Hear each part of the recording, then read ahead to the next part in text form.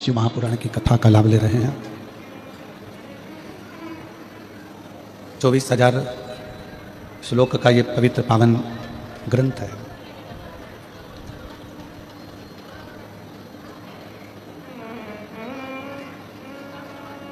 और उस 24,000 श्लोक के इस पवित्र पुराण में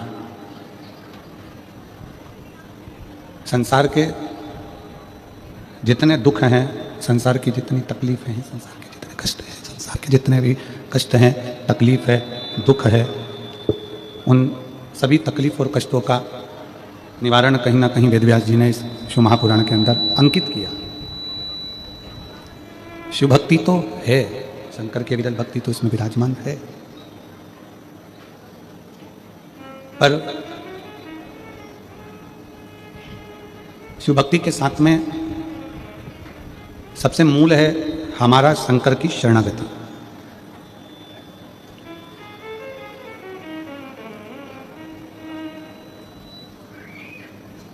शंकर भगवान का एक प्रतिबिंब, शंकर भगवान का एक शिवलिंग आप और हमको प्रेरणा देता है।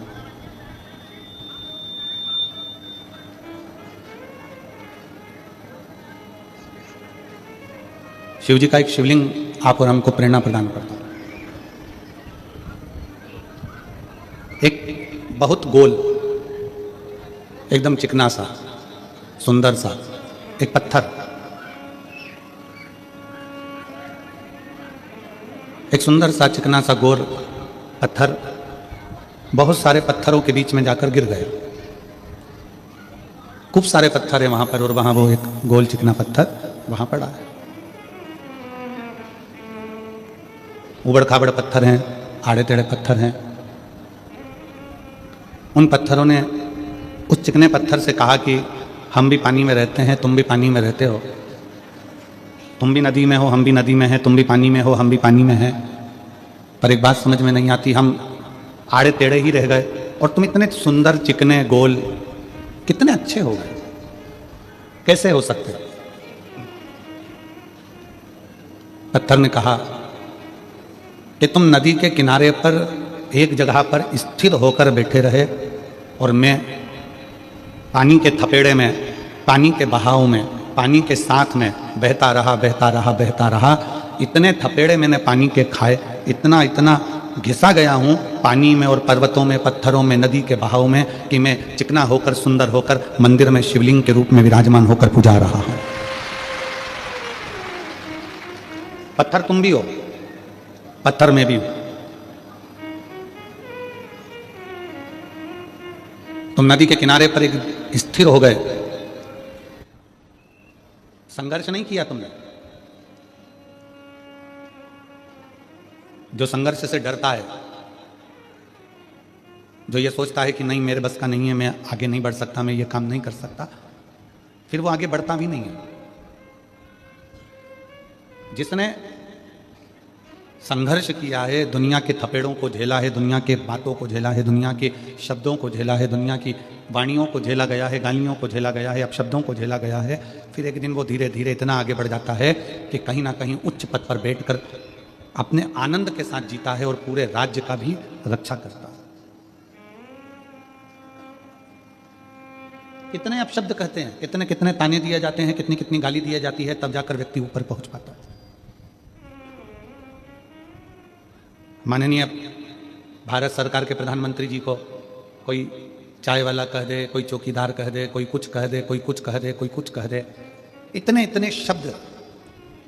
ये वही है शिव महापुराण की कथा की जिसने संसार के थपेड़ों को, संसार के शब्दों को, संसार की वाणी को, संसार की गालियों को जिसने सह लिया, वही मंदिर में जाकर पूजा गया और वही उच्च पद पर बैठ गया। आप संसार के शब्द अगर सहन करना नहीं सीखे तो फिर आप जिंदगी में कभी आगे नहीं बढ़ सकते।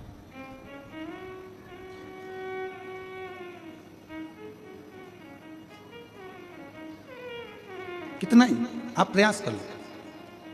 अब आप अपनी भक्ति के इस हृदय चित्त से विचार करिएगा कि कल कथा में चल रहा था कि ग्रंथ, संत और भगवान। ग्रंथ को पकड़ो, संत को पकड़ो और भगवंत को पकड़ो। शिव महापुराण की कथा कहती है, मान लो आप ग्रंथ को भी नहीं पकड़ पाए, हो सकता है कि अपन पढ़े लिखे ना हो सकता है हमने पढ़ाई ना करी,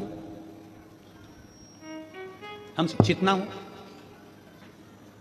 पर शिव महापुराण की एक बात बड़ी सुंदर कहती है, आप भले शिक्षित ना हो पर शिव तत्व कहता है कि अपनी आने वाली पीढ़ी को, अपने बेटों को, अपनी बेटियों को, भले आप शिक्षित नहीं हो पर आने वाली पीढ़ी में अपने बेटों को, अपनी बेटियों को, अपने पोते को, अपनी पोती को शिक्षा जरूर दिलाओ और उच्च शिक्षा दिलाओ, जिससे ये बच्चे आने वाले समय में कुछ अच्छा कर सकें। आज अच्छी शिक्षा की हर व्यक्ति को जरूरत है।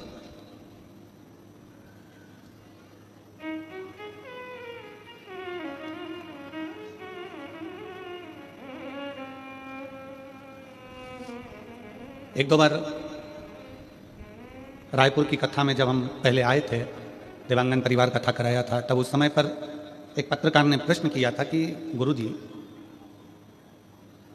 जब गवर्नमेंट शिक्षा इतनी दे रही है, गवर्नमेंट शिक्षा के प्रति इतनी जागरूक हुई है, तो फिर आपकी विठले सेवा समिति क्यों इन बच्चों को पढ़ाने के लिए अग्रता रखती है, क्यों इनकी फीस जमा करती है, क्यों इनको पढ़ाती है?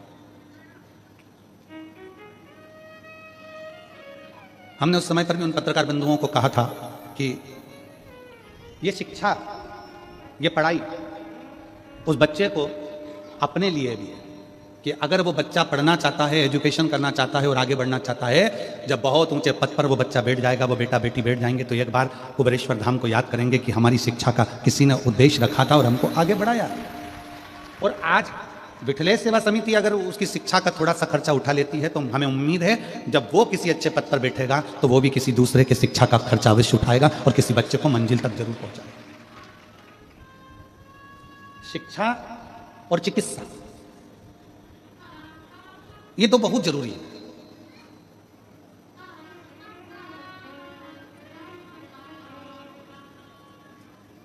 और हमारा तो निवेदन है पूरी भारत सरकार से, माननीय राष्ट्रपति महोदय जी से, माननीय प्रधानमंत्री महोदय जी से, माननीय मुख्यमंत्री महोदय जी से, माननीय क्षेत्रीय सांसद महोदय जी से, माननीय विधायक महोदय जी से, अध्यक्ष महोदय जी से, जितने ऊंचे ऊंचे पद पर जो बैठे हैं उन सब से निवेदन है कि अपने क्षेत्र में रोड बने ना बने, अपने क्षेत्र में नाली बने ना बने, पर अपने क्षेत्र में अच्छे स्कूल और अच्छे हॉस्पिटल बनना जरूरी है।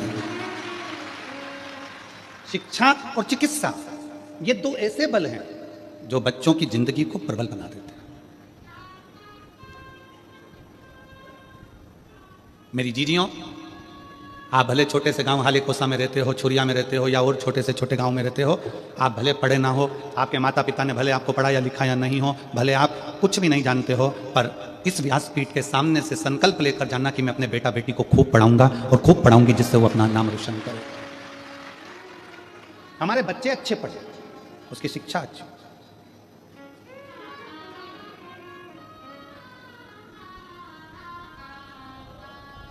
और बड़ी खुशी होती है छत्तीसगढ़ को देखकर। छत्तीसगढ़ को देखकर बड़ी खुशी होती है कि यहां छत्तीसगढ़ियाओं ने, ओरिजिनल छत्तीसगढ़ के निवासियों ने बाहर के फैशन को अपने छत्तीसगढ़ में नहीं आने दिया, अपने संस्कारों के बल पर रहते हैं।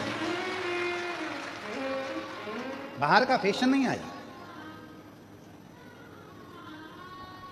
बाहर का भोजन और बाहर का फैशन ये व्यक्ति के क्षेत्र को बर्बाद कर देता है, प्रदेश को, देश को बर्बाद कर देता है। फैशन भी बर्बाद करता है और बाहर का भोजन भी बर्बाद करता है। आज क्यों इतनी बीमारियां फैल रही है?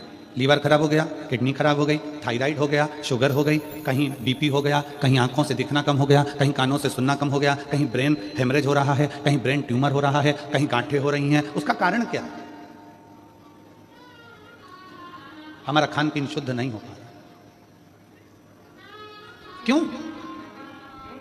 ना जाने कौन कौन सा भोजन बाहर का आ गया, ऐसा ऐसा भोजन, कहीं मैदे का, कहीं काहे का, ऐसा ऐसा भोजन आ गया कि लोग उसे, वो फिर वही बात आ गई, दवा दवा कर खाओगे तो दवा खाने जाओगे, इतना दवा खा लिया कि आखिरी में दवा खाना चलेगा। गलत भोजन का त्याग।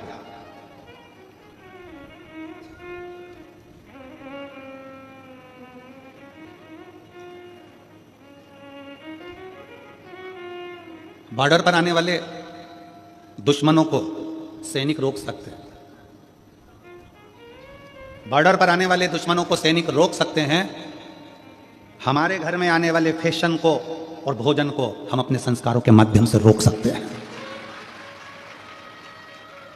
आप कोई सैनिक जैसा काम नहीं कर सकते, आप बॉर्डर पर जाकर युद्ध नहीं कर सकते, आप बॉर्डर पर जाकर नहीं लड़ सकते, तो अपने घर में बॉर्डर जैसे सैनिक जैसा काम करो कि गलत फैशन हमारे घर में ना आए, गलत भोजन हमारे घर में ना आए, हम इस फैशन को भी दूर भगाएं जो गलत है और गलत भोजन को भी दूर भगाएं, जिससे हमारे घर में संस्कारों के माध्यम से हमारे परिवार की रक्षा हो सके।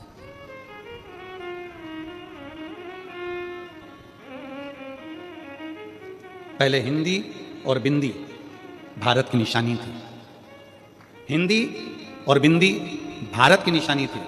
आज भारत में रहने वाले भी जब अंग्रेजी में बात करते हैं तो लोगों को ये दिखाना चाहते हैं कि हम हिंदी नहीं बोलते, हम अंग्रेजी बोलते हैं, हम ज़्यादा अप टू डेट हैं। पर शिव पुराण कहती है कि माथे की बिंदी और मुख की हिंदी ये दिखा देती है कि आपके घर के संस्कार कितने हैं,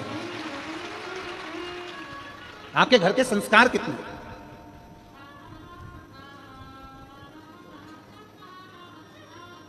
आप रोक सकते हो फैशन को आपके घर के संस्कारों से। सैनिक जैसे आप नहीं बन सकते, क्या बॉर्डर पर जाकर लड़ लो, बॉर्डर पर किसी को रोक दो। दुश्मनों को रोकने का काम सैनिक का है और घर में गलत फैशन और गलत भोजन को रोकने का काम आपका, आपके संस्कारों का है।